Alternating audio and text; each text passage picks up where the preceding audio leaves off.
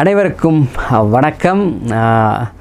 திமுக 40 இடங்களையும் கைப்பற்றணுன்னு பரவலாக சோஷியல் மீடியாவில் ஒரு செய்தி பார்க்குறேன். அப்போ பெட்ரோல் விலை எல்லாம் குறைஞ்சிரும், கேஸ் விலை குறைஞ்சிரும், டோல்கேட் இருக்காது, நீட் இருக்காது, இப்படிலாம் சொல்கிறாங்க. அது ஒரு வேடிக்கையாக பதிவிடுறாங்க. சரி, இப்போது இதில் நீட் அப்படின்னு வந்தோன்னே நம்ம ஒரு விஷயத்தை பார்க்க வேண்டியது இருக்குது. நீட்டை வந்துட்டு நாங்கள் தடை செய்வோம், நீட்டை தூக்கிடுவோம் அப்படின்னு சொல்லிக்கிட்டே இருந்தாங்க. ஆனால் இன்றைக்கி வந்துட்டு நீட் மூலமாக என்ன நடந்திருக்கு அப்படிங்கிறத ஒரு உண்மையை நம்ம பார்க்க போகிறோம்.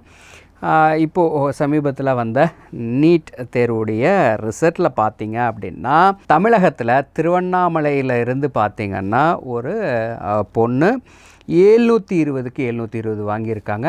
அந்த பொண்ணு மட்டுமா அப்படின்னா கிடையாது. கிட்டத்தட்ட ஒரு 7 பேர் தமிழகத்தில் 720 அவுட் ஆஃப் 720 வாங்கியிருக்காங்க. வாங்கி சாதனை படைச்சிருக்காங்க. அந்த பொண்ணு சொல்கிறத நம்ம இப்போ கண்டிப்பாக கேட்டே ஆகணும்.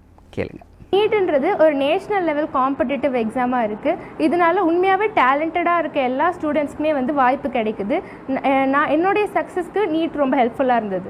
எல்லா ஸ்டூடெண்ட்ஸுமே நீட்டை ஒரு கோல்டன் ஆப்பர்ச்சுனிட்டியாக யூஸ் பண்ணி டாக்டர் ஆக முடியும். இந்த மாதிரி எங்களை மாதிரி மிடில் கிளாஸ் ஃபேமிலி மேலே வர்றதுக்கும் நீட் ரொம்ப ஹெல்ப்ஃபுல்லாக இருந்தது.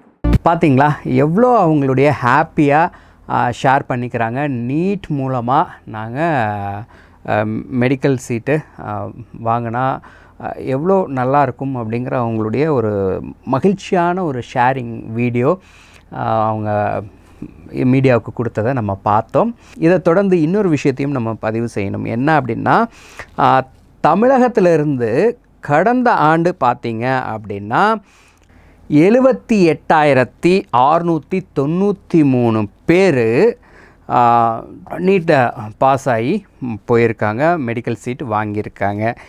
இந்த ஆண்டு பார்த்திங்கன்னா 89,426 பேர் தமிழகத்தில் இருந்து ஒரு பைசா டொனேஷன் இல்லாமல் அவங்களுடைய தகுதியின் அடிப்படையில் மருத்துவ படிப்பை மேற்கொள்ள போகிறாங்க, மருத்துவர்களாக சேவை செய்ய போகிறாங்க. அப்படிங்கிறது தான் நம்ம இந்த பதிவில் முக்கியமாக மகிழ்ச்சியோடு நம்ம ஷேர் பண்ணிக்கக்கூடிய ஒரு விஷயமாக இருக்குது.